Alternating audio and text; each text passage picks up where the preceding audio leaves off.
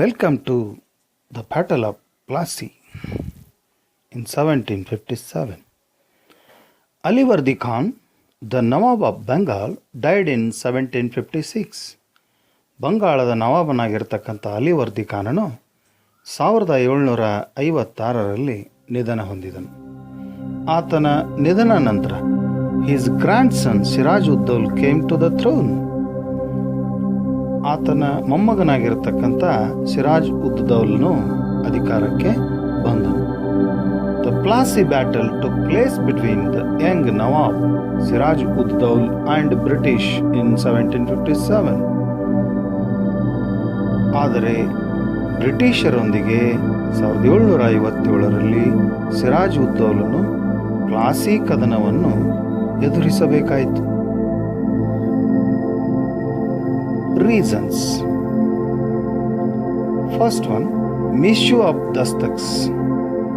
Siraj Uddaul was furious that the dastaks were misused by the officials of the company, incurring losses to the government treasury. ದಸ್ತಕಗಳ ದುರುಪಯೋಗ. ಸಿರಾಜ್ ಉದ್ದೌಲನು ವ್ಯಾಪಾರದ ಪರವಾನಗಿ ಪತ್ರಗಳನ್ನು ನೀಡಿರತಕ್ಕಂತಹ ದಸ್ತಕಗಳನ್ನು English ಅಧಿಕಾರಿಗಳು ಕಂಪನಿಯ ಗಮನಕ್ಕೆ ಬಾರದೆ ಭ್ರಷ್ಟಾಚಾರವನ್ನು ಎಸಗುತ್ತಿದ್ದರು. ಇದರಿಂದ ಸಿರಾಜ್ ಉದ್ದೌಲನ ಸರ್ಕಾರದ ಬೊಕ್ಕಸಕ್ಕೆ ತುಂಬಲಾರದ ನಷ್ಟವಾಯಿತು. Second one, mending of the fort without permission. ಯಾವುದೇ ಪೂರ್ವ ಅನುಮತಿಯನ್ನು ಪಡೆಯದೆ ವ್ಯಾಪಾರಿ ಕೋಟೆಯನ್ನು ಕಟ್ಟಿತ್ತು. The British repaired the fort of Calcutta and placed cannons in them. ಬ್ರಿಟಿಷರು ತಮ್ಮ ಕಲ್ಕತ್ತೆ ಕೋಟೆಯನ್ನು ಬಲಪಡಿಸಿಕೊಂಡರು. This further angered Siraj Uddaulah and he ordered the removal of cannons from the court. ಇದರಿಂದ ಪೂರ್ವಾನುಮತಿಯನ್ನು ಪಡೆಯದಿರತಕ್ಕಂಥ ಬ್ರಿಟಿಷರು ತಮ್ಮ ವ್ಯಾಪಾರಿ ಕೋಟೆಯನ್ನು ಭದ್ರಪಡಿಸಿಕೊಂಡಿರುವುದನ್ನು ವಿರೋಧಿಸಿದಂತಹ ಸಿರಾಜ್ ಉದ್ದೌಲ್ ಆ ವ್ಯಾಪಾರಿ ಕಟ್ಟಡವನ್ನು ಕೆಡವಲಿಕ್ಕೆ ಆಜ್ಞೆ ಮಾಡಿದ. The British refuse to do this angry the nawab further. ಈ ಒಂದು ಸಿರಾಜ್ ಉದ್ದೌಲನ ಸಿಟ್ಟನ್ನು ಬ್ರಿಟಿಷರು ಕಡೆಗಣಿಸಿದರು. ಇದು ಕೂಡ ಎರಡನೇ ಕಾರಣ ಆಯಿತು ಪ್ಲಾಸಿ ಕದನಕ್ಕೆ. ಇನ್ನು ಮೂರನೇ ಕಾರಣ, ಬ್ಲ್ಯಾಕ್ ರೂಮ್ ಟ್ರಾಜಿಡಿ, ಕಪ್ಪು ಕೋಣೆ ದುರಂತ. Siraj Uddaulah conquered the Fort William easily and imprisoned some of the British. Siraj ಉದ್ದೌಲನು ಫೋರ್ಟ್ ವಿಲಿಯಂ ಅನ್ನು ವಶಪಡಿಸಿಕೊಂಡ ಸರಳವಾಗಿಯೇ, ಮತ್ತು ಬ್ರಿಟಿಷ್ ಕೆಲವೊಂದಿಷ್ಟು ಸಿಪಾಯಿಗಳನ್ನು ಯುದ್ಧ ಕೈದಿಗಳನ್ನಾಗಿ ಮಾಡಿದ. He imprisoned 146 Englishmen in a small room in the fort, of which 123 died. ಆತನು 146 ಇಂಗ್ಲಿಷ್ ಯುದ್ಧ ಕೈದಿಗಳನ್ನು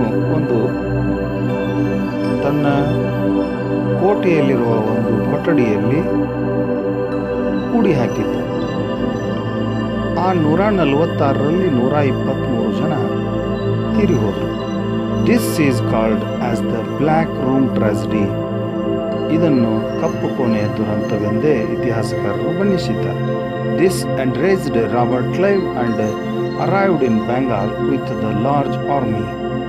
ಇದು ಕಂಪನಿಯ ಗವರ್ನರ್ ಆಗಿರ್ತಕ್ಕಂಥ ರಾಬರ್ಟ್ ಕ್ಲೈವ್ನನ್ನು ಕೆರಳಿಸಿತು. ಹೀಗಾಗಿ ರಾಬರ್ಟ್ ಕ್ಲೈವ್ ಬೆಂಗಾಳದ ಮೇಲೆ ಮುತ್ತಿಗೆ ಹಾಕಲಿಕ್ಕೆ ದೊಡ್ಡ ಸೈನ್ಯವನ್ನೇ ತೆಗೆದುಕೊಂಡು ಬಂದನು.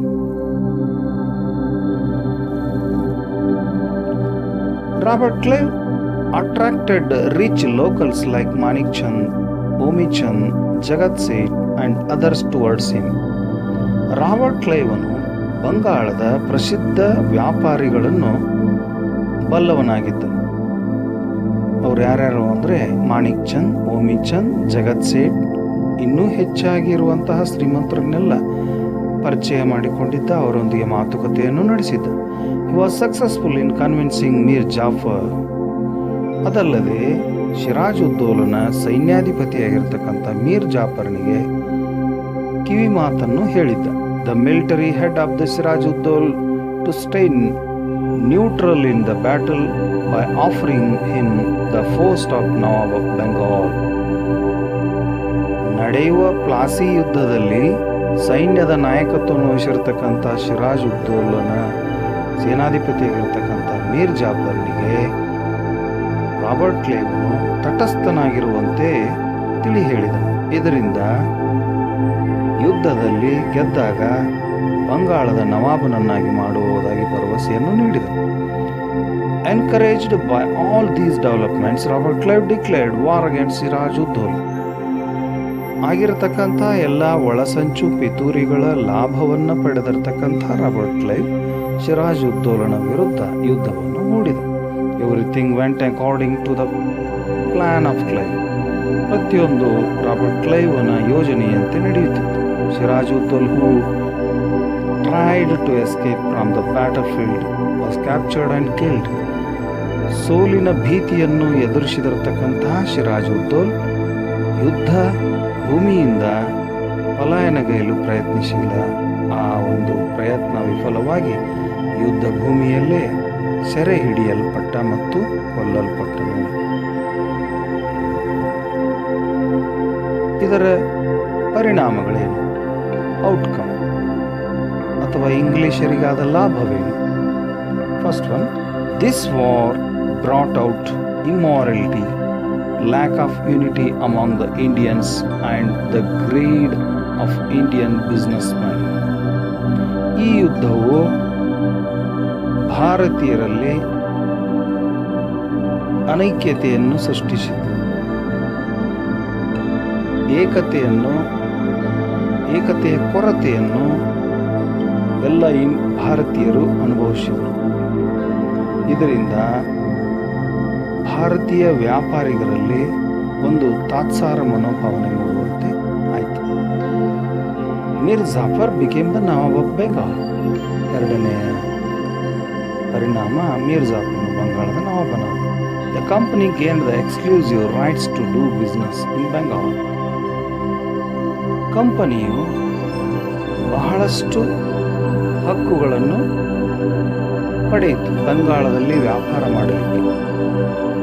Fourth one, Mir Jafar had to pay the rupees 17 corner and the 17 lakh as the relief to Siraj ಉದ್ದೌಲ್'s attack on the Fort William. Mir ಜಾಫರ್ನು ಯುದ್ಧ ಪರಿಹಾರ ವೆಚ್ಚವಾಗಿ 17 ಲಕ್ಷ ರೂಪಾಯಿಗಳನ್ನು ಕೊಡಬೇಕಾಯಿತು. ಅದಲ್ಲದೆ 70 ಲಕ್ಷ ರೂಪಾಯಿಗಳನ್ನು ಯುದ್ಧ ಪರಿಹಾರ ವೆಚ್ಚವಾಗಿ ಮತ್ತು ಕೋಟೆಯ ದುರಸ್ತಿಗಾಗಿ ನೀಡಬೇಕಾಯಿತು. In nutshell, Mir Jafar became the continuous victim of the company and its employees. Mir ಜಾಫರ್ನು ಕಂಪನಿಯ ಎಲ್ಲ ಉದ್ಯೋಗಿಗಳೊಂದಿಗೆ ಸಹಾನುಭೂತಿಯಿಂದ ಇರಬೇಕಾಯಿತು ಪ್ರಯತ್ನಿಸಿದನು. Even though the treasury went bankrupt due to this greedy nature. ಖಜಾನೆ ಪೂರ್ತಿಯಾಗಿ ಲೂಟಿಯಾಯಿತು.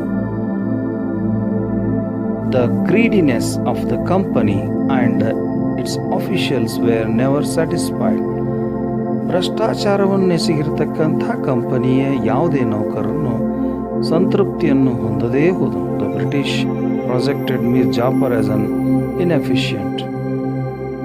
ಇದನ್ನು ಸಹಿಸದ ಮೀರ್ ಜಾಫರ್ನನ್ನು ಬ್ರಿಟಿಷ್ ನೌಕರರು ವಿರೋಧಿಸಿದರು